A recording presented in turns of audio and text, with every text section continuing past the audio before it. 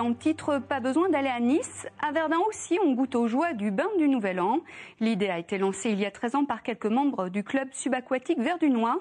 Une demi-heure de baignade dans une eau à 4 degrés pour bien commencer l'année.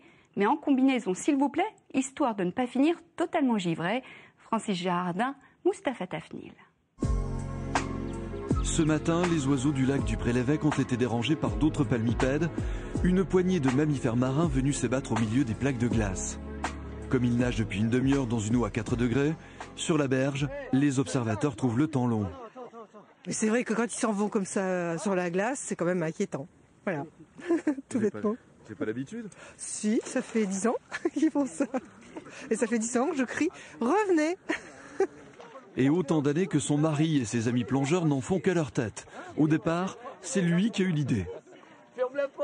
Chaque année, on fait la traversée de la Meuse. Et elle se fait début décembre, vers le 9-10 décembre. Et ensuite après, on s'est dit, on continue en fait. Pour le premier, on se met à l'eau. Et c'est devenu une tradition depuis 12-13 ans. Et ça sert à quoi? Rien. Moi c'est la première fois que je fais une petite plongée hivernale comme ça. Ouais. Et alors? Traditionnelle formule. Elle est bonne une fois dedans. Attention, ces courageux sont des plongeurs expérimentés qui ont pris toutes les précautions. Par exemple, leur réveillon a été très raisonnable. On peut un petit peu boire, mais sans excès.